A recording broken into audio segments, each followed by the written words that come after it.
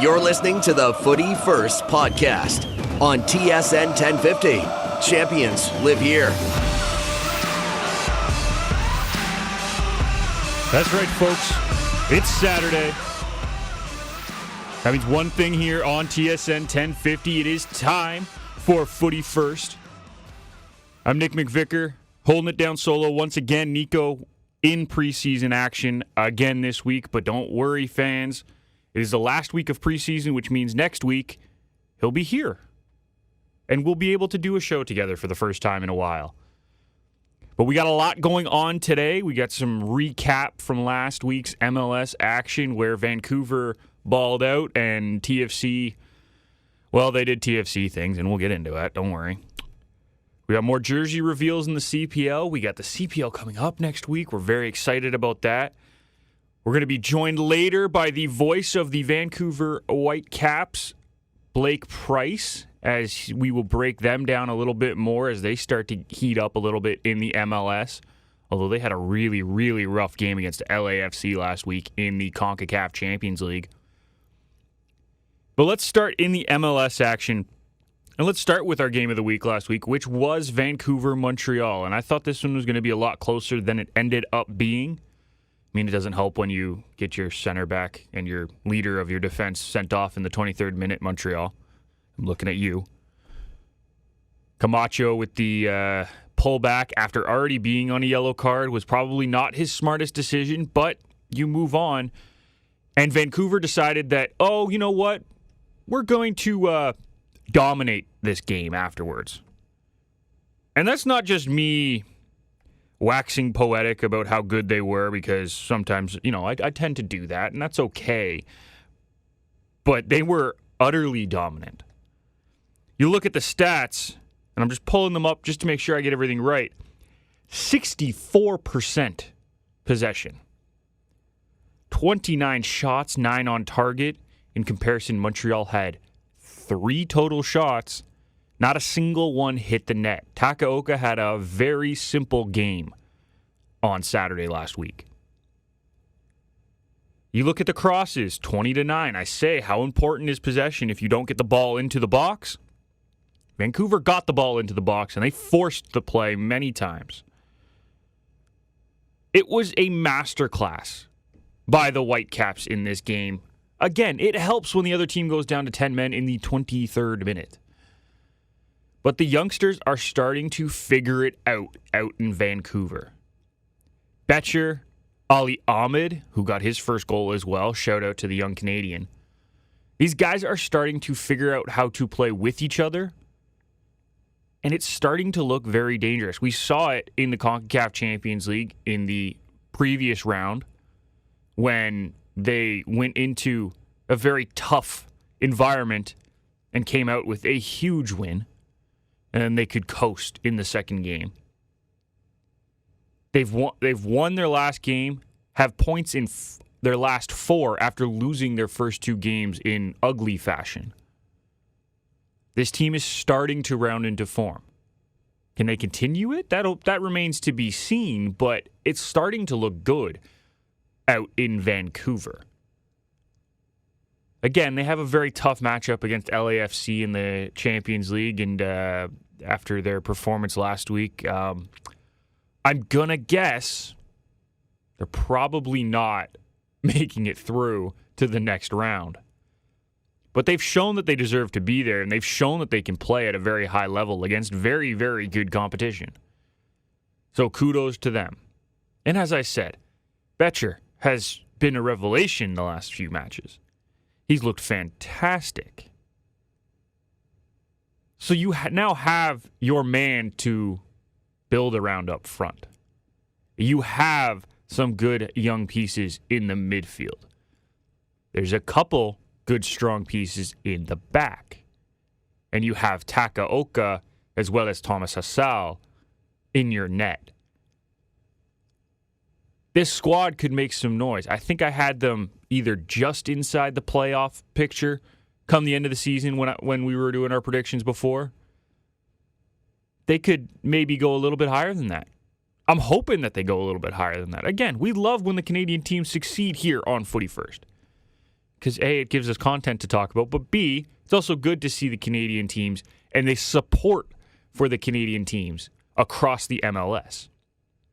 So we want them to do well. We are not a homer-based team. Just because we're in Toronto doesn't mean we only cheer for Toronto. I want to see this Vancouver Whitecaps team blossom this year. And we're going to talk to Blake Price about this in about 25 minutes. Because this is a team that has a lot of potential. They really do. It's just about turning that potential around and making it relevant in the MLS season this year. On the flip side of that game, because I can talk about Vancouver forever, but we're going to have Blake on anyway, so I probably shouldn't. Montreal looked horrible in that match. Even before Camacho gets sent off, they had 2 yellow cards in the first 17 minutes and were being hemmed back by the Whitecaps. They didn't play the week before. They had a week off to prep for this game. Preparation that didn't end up doing a whole lot because 5-0 is not the way you need to end a game. And again, take into account, there was a red card. I'm not arguing that. Yes, did I think they were going to win after Camacho goes off? Absolutely not. I did not think they were going to win. But you have to show up. You have to play way better than they did in that match. Give as much credit as you want to Vancouver. A lot of that also has to come down to how poorly Montreal played. And they don't have an easy match this week. They're going into New England to play the Revs. A place that a lot of people struggle in. New England Stadium is a fortress. It is in football usually too. I know the last couple of years in the NFL they haven't had as much success. But it's usually a fortress for those teams in New England. So now you have to go into a place that is a tough place to play against a team that, yeah, maybe they aren't playing up to their potential either, but they're not bad. New England, I'm sorry, actually. New England's doing better than I thought. They're 4-1-1. They're third in the East. So not only do you have to go into a tough venue, you have to play a good team. It's going to be a tough week for Montreal. It really, really is. And I don't see it becoming any easier when you realize that Rudy Camacho is out. Kamal Miller still hurt. They got one of their starting back three in the game, and it's Joel Waterman. I don't care how good Joel plays. It's going to be tough. They have a lot of question marks in Montreal. And I think one of the biggest ones, the back line isn't even a question mark to me. Right now it is just because of the situation, but overall it's not. The biggest question mark is who is going to score goals for this team? Yes, Kyoto will get a goal. But if he scores 18 goals this season, who else is scoring the goals?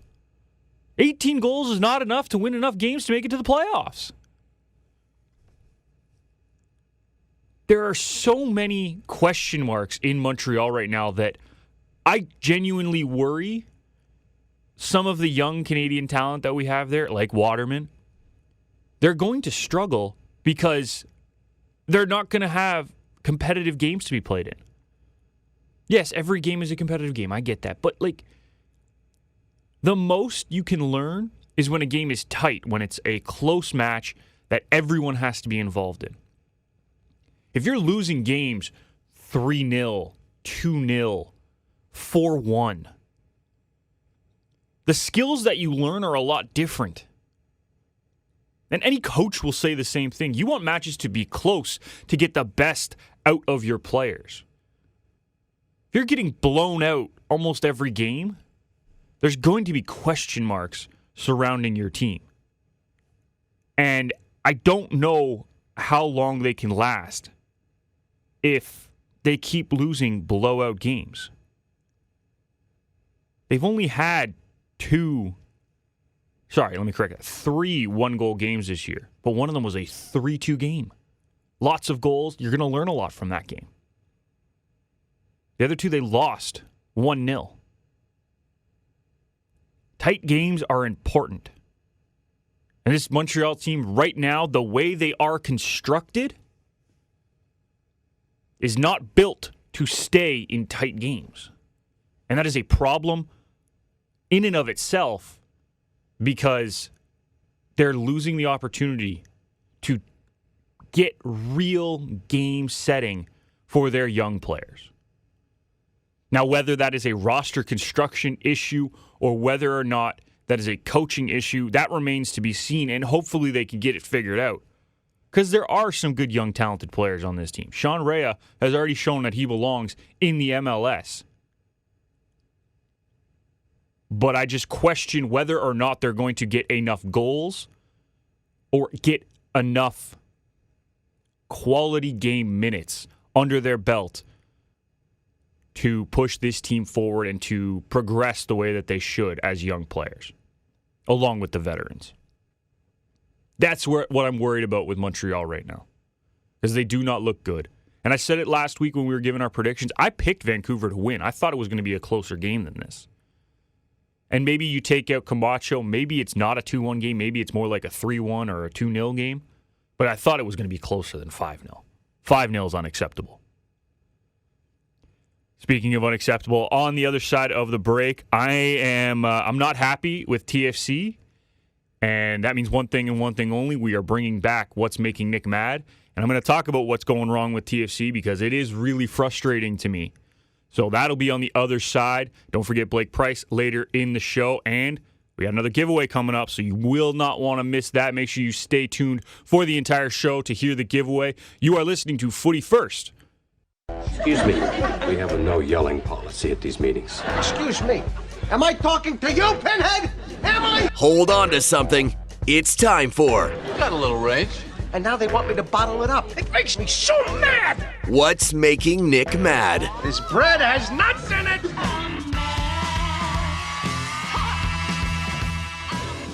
Still one of my favorite intros of all time.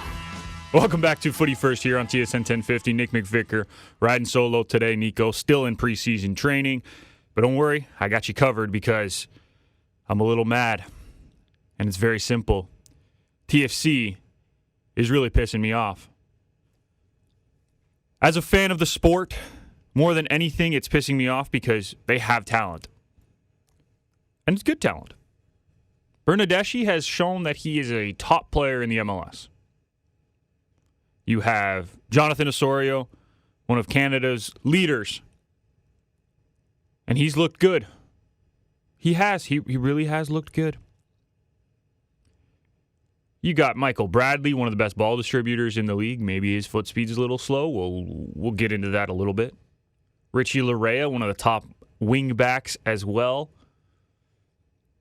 And Sean Johnson, who is still one of the top keepers in the league. Maybe not as high as he used to be, but he's still up there. And yet, through 6 matches, this team has a grand total of 1 win. 4 draws, don't get me wrong, 4 draws. But 1 win.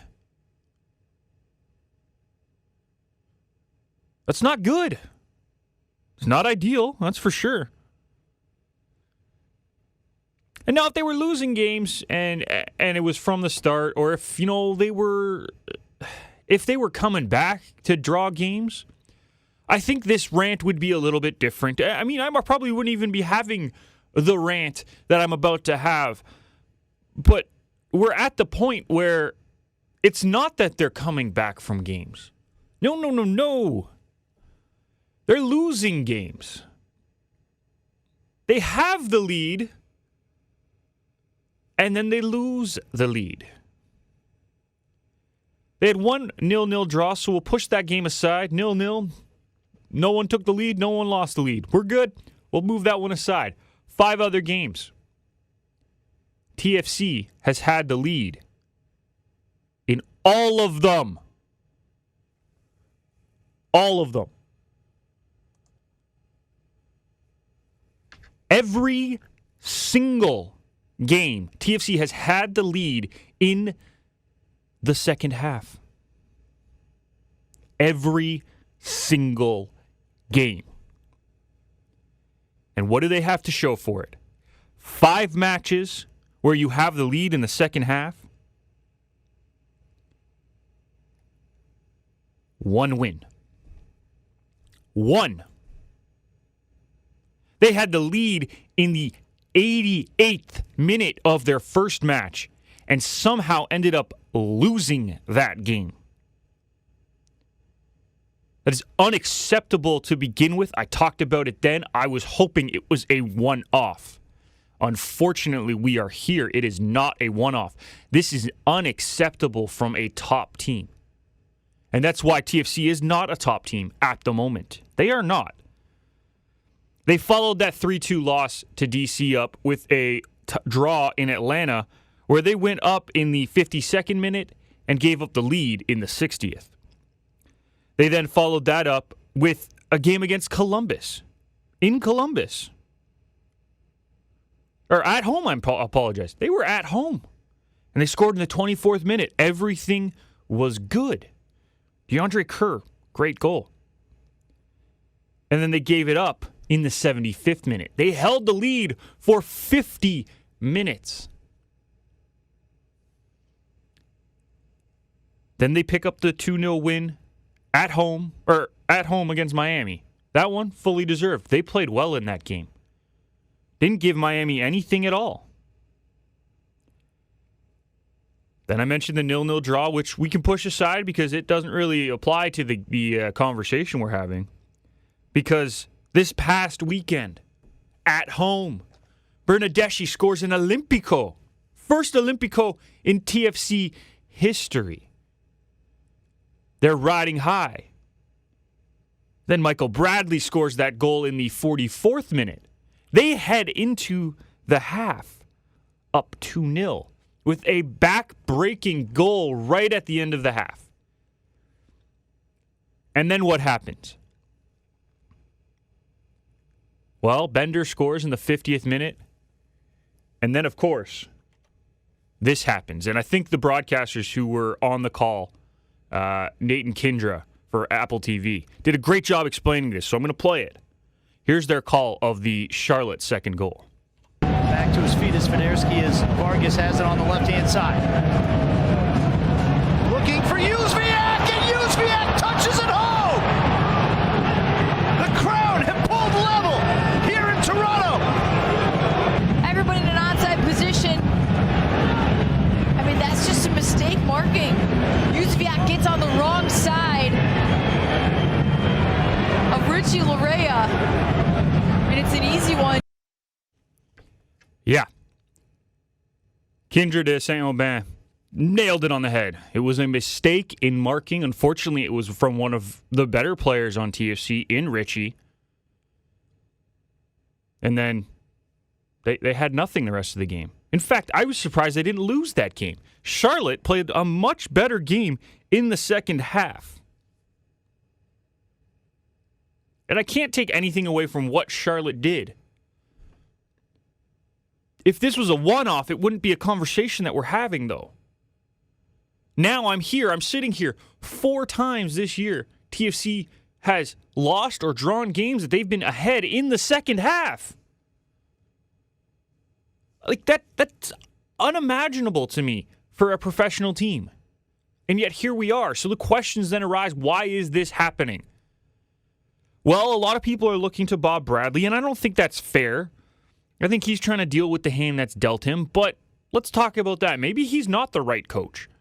Maybe they need to bring in someone who can utilize the players that we have in the system. Maybe someone who likes to rotate the squad a little bit more. I don't know if that's the right answer. That's what's being talked about a lot in fan circles for sure, and I get why. I understand where people are coming from, but I don't think that's the right answer right now because I think Bob Bradley is a very good coach. He's shown that he's a very good coach at the MLS level, and I think he's gotten a lot out of players who otherwise probably would have fallen through the cracks. But if I'm looking at this right now, it's not on him. It's on the players. And more than anything, I think it comes down to cardio and the ability to play a full 90-minute game. Because, as I've mentioned, they've had these leads in the second half.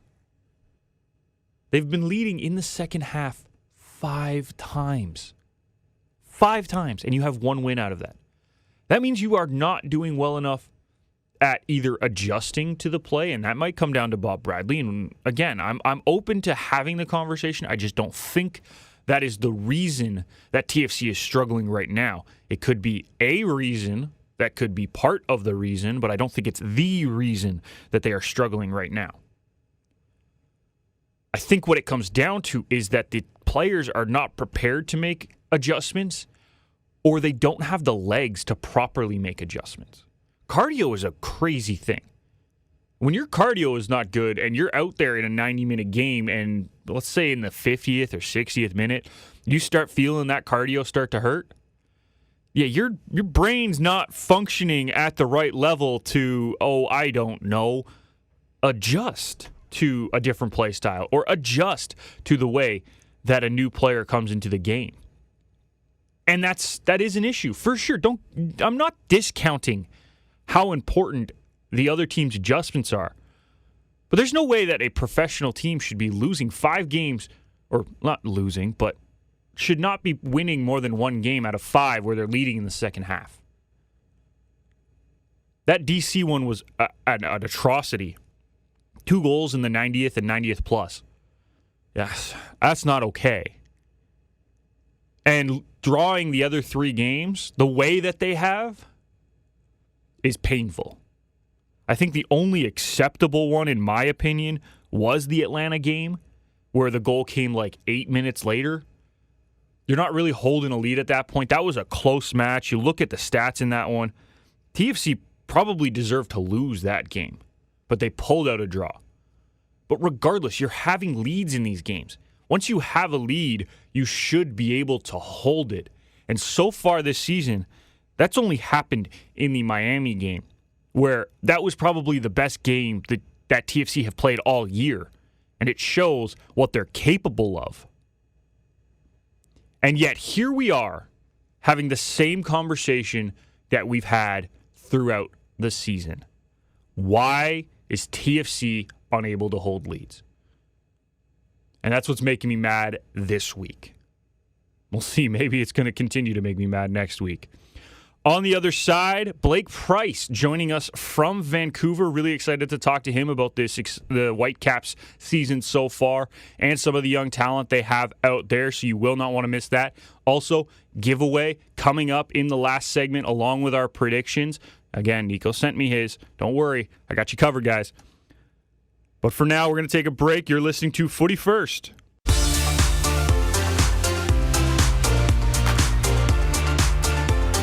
Welcome back to Footy First here on TSN 1050. Nick McVicar holding it down. Niko still in preseason, so he'll be back next week when the CPL season kicks off. Woo! Yeah, I know that was really lame, but I'm excited, and I hope all Canadian Premier League fans are excited for the upcoming season. There's a lot of positive things to talk about heading into the year. Lots of big player names, big player movement. I said we were going to get Blake Price on. Unfortunately, his schedule changed. It happens in this business, so we'll get him on another day. But let's look ahead to this week, where we got a lot of games this week. So I'm going to try to break them all down as much as I can, but we'll focus on the MLS to start. And I already mentioned it, New England hosting Montreal. This will be a very, very tough match for CF Montreal. New England is averaging 1.3 goals for per game, which is 8th in the league. On the flip side, Montreal doesn't have that many goals. No. Montreal currently only has 3 goals in 5 matches. So it's going to be a tough one for sure, no doubt about it.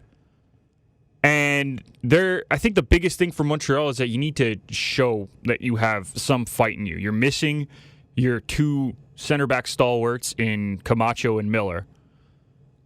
So a lot is going to be asked of Joel Waterman and the replacement players to hold it down in this one. And I think if you really think about it, it's tough for me to see them come out of this game with a win or even a draw. I think New England will easily win this match because there's a lot of good coming out of New England. They're playing at home. They're 4-1-1 on the season. So if you're looking at this one, it's going to be a tough game for Montreal. TFC, they're on the road. They're heading to Nashville this week. Again, it's going to be a tough game. Nashville, not as good necessarily as the Revs' 4-1-1 record, but a very solid 3-2-1 record for Nashville. And I think the thing that surprises me the most is the goal differential for Nashville is +4. Because they've only given up 2 goals this year.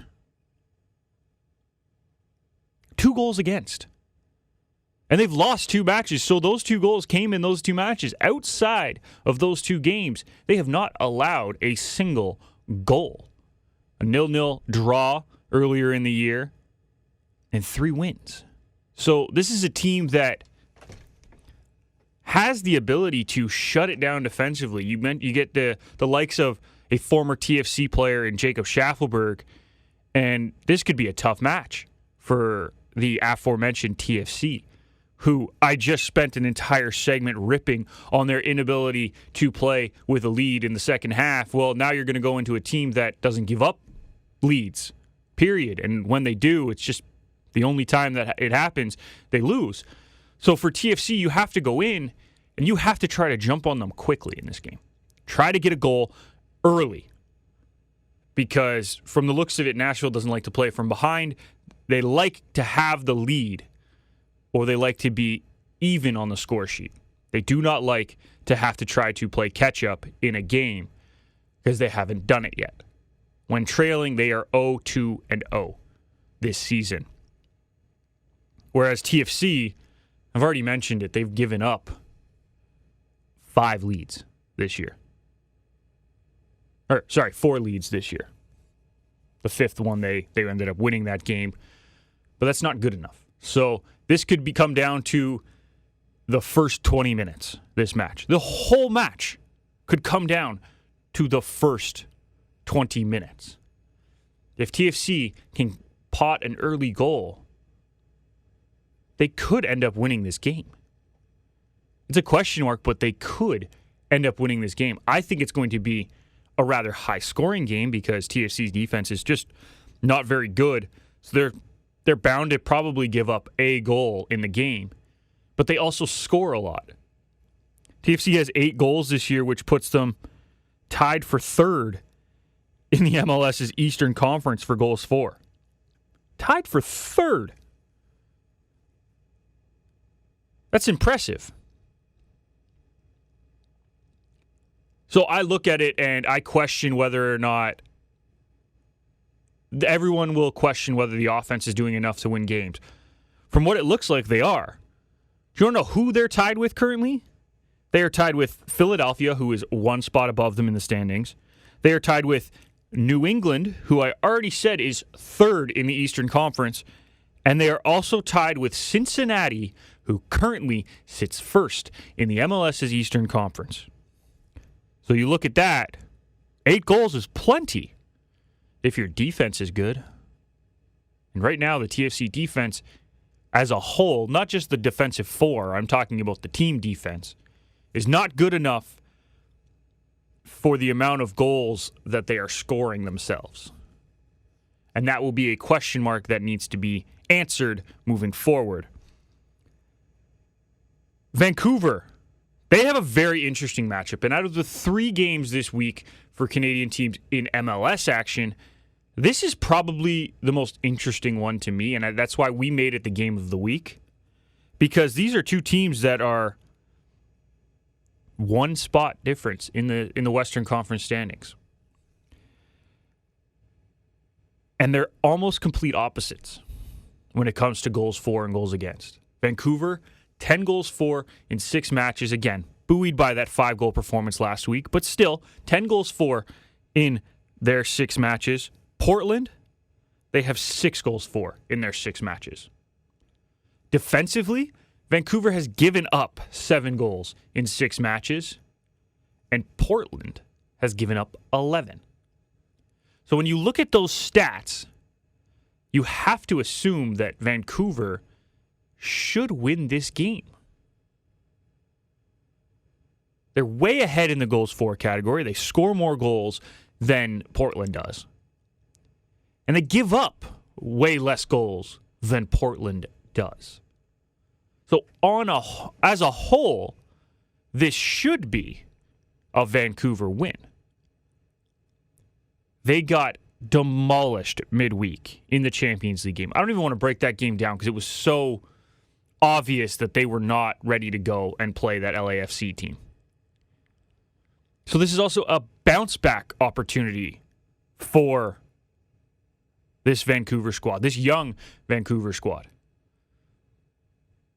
This is a big chance for them to show who they really are in the MLS. If they can go into Portland, a place that is notoriously, or I'm sorry, they're hosting this game. I apologize. Let me correct that.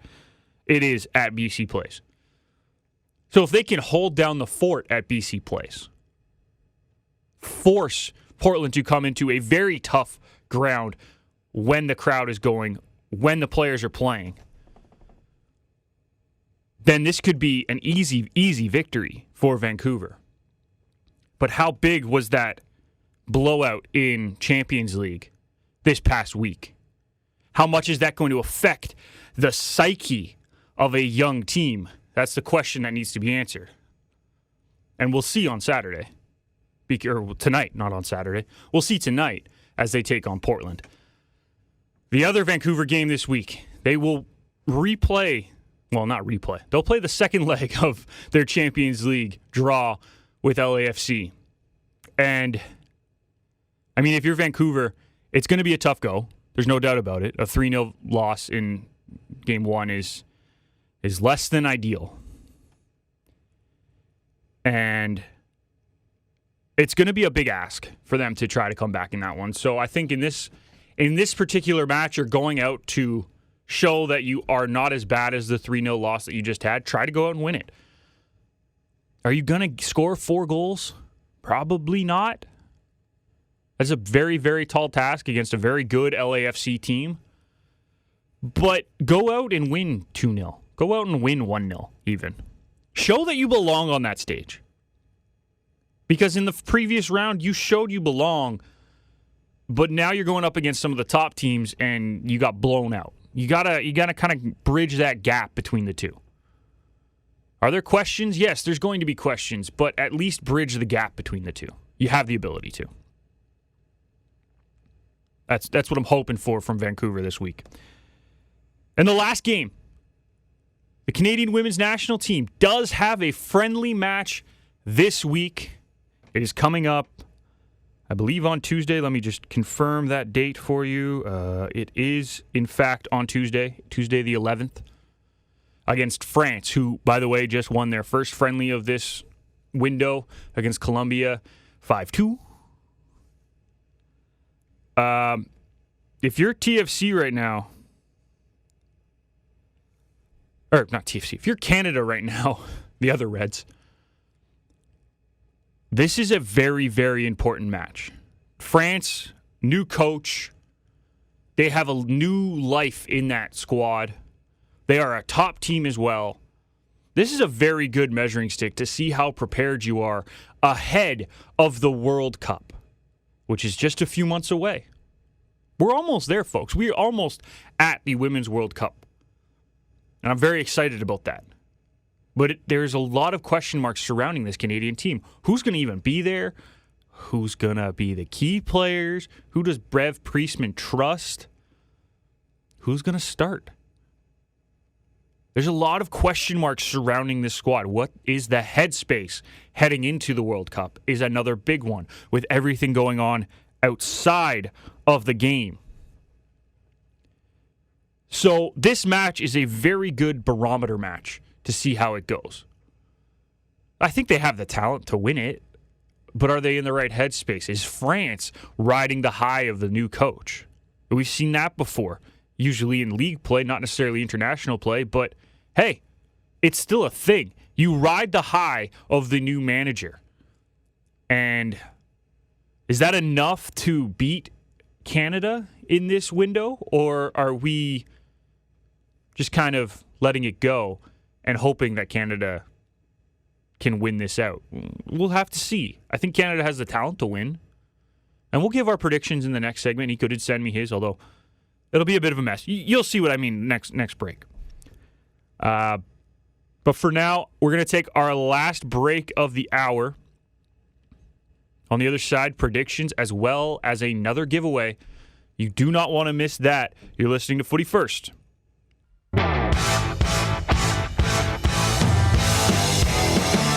Welcome back to Footy First here on TSN 1050. Nick McVicar holding it down solo as Niko is still in preseason. But don't worry, folks. It is time for our predictions. One of our favorite times of the show. And let's recap last week where there was only 2 matches because and by we, I mean 100% on me. I didn't read the schedule right, and I missed the Vancouver LAFC Champions League game. So we only did the 2 MLS matches last week. This week, 5 matches on the slate. Because I got the Champions League game, and obviously we got the women's international friendly as well. But last week I had I went 1-1.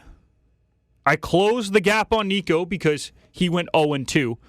So I'm currently sitting at 7-12, whereas Niko is 10-9. So he's getting closer to that 500 record, which is very impressive considering we have 3 options and you got to get all 3 right. We both had TFC winning that game against Charlotte, by the way, so we were both super excited in the first half and very disappointed in the second half. But let's get to it this week. The 5 games on the schedule are as follows. New England, CF Montreal, TFC at Nashville. The Vancouver-Portland game is our game of the week, so we do have to give a scoreline for that one as well. We also have the Canada Women's International Friendly against France, and then Vancouver LAFC in the Champions League. So without further ado, here is Niko's predictions. Footy First fans, good morning. My predictions this week, I got to rip this off fast. So, first, New England, Montreal. Montreal in bad form. New England at home. I got New England taking the win there. Next game, we have Vancouver, Portland. Tough one. I'm going to go with a Portland win here as well. Tough loss in the Champions League for Vancouver. Short turnaround. For that reason, I got Portland. Game of the week, TFC. Nashville, Schaffelberg playing his old club. He said he won't celebrate if he scores. I think he's going to play a part in this game. And for that reason, I have Nashville taking the win against Toronto FC.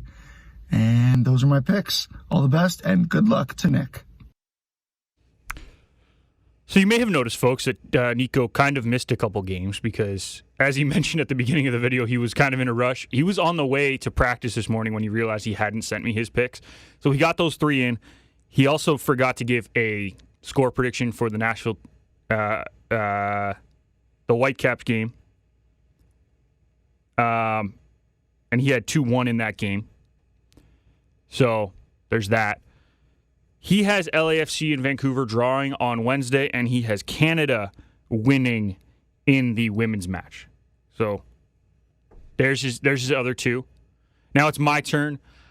This is going to be an interesting one for me because I think we're looking at it from a very different lens than me and Niko right now. I do agree with him that New England is going to win because I think that they're the better team. They're the better team, and that's as simple as that. And when they're at home, it's hard to beat them. So I will have them winning that game.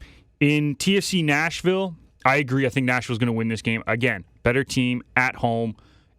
TFC doesn't seem to hold leads, but eventually they will have to. I just don't think it's this game. Actually, you know what? Scratch that. I'm going draw. I'm taking a draw in this match. I think TFC is going to get a goal, but I don't think they're going to hold the lead. So we'll take a draw in this match. LAFC Vancouver in the Champions League match. I think Vancouver's going to get the win, but it's only going to be like a 1-0 game. So I could see the draw as well, but I'm going to take the win for Vancouver. Canada, France. This is a very interesting match. I'm going to take a draw in this match as well. I hate taking draws, but there's two that I already have on the docket. I do think that they are a better squad. But with everything going on outside of the game, it's really hard to see them pulling out a win against a top squad like France, who've already played a match in this window and Canada haven't. So I'm going to take a draw in that match. And then in the game of the week, Portland, I am going Vancouver win, and I got a 2-1 victory in this one as well. I do think Vancouver's the better squad. Actually, you know what? I'm going 2-0. Let's go 2-0. Forget 2-1. 2-0. I think Vancouver is able to win this game without any issues. So there it is. There's our predictions. Make sure you follow along with us, and we'll keep you posted on how everything goes. I mentioned it before. It is also a giveaway week. Footy First wants to give you and a friend a pair of tickets to see the TFC game against Atlanta United on April 15th. That's next week's game. So what you have to do, you're going to go to our Instagram page. You're going to follow the post. You're going to like it. And you're also going to tell us who you would bring in the comments section. Contest closes April 10th at 11:59 p.m. Eastern Time. Winner will be randomly selected on the 11th. Open to anyone in the GTA that is 18 years of age or older.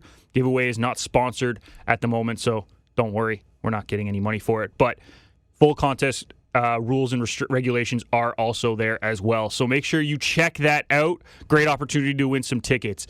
That'll do it for us here this week. As I mentioned, Niko will be back next week. CPL will be back next week, which means I have more chances to come back in our predictions segment and make it a little bit closer than it is right now. Really excited about that. I'm just excited about the season as a whole. We got some great guests lined up for the next few weeks, so it's going to be a lot of fun. Make sure you tune in and watch. Check out our Instagram and our Twitter pages, as well as our TikTok, for all the updated videos and information that you need. We'll be back next week at 10 a.m. with more great Canadian soccer content. Until then, we thank you for listening. We thank you for watching us on YouTube. We'll see you then.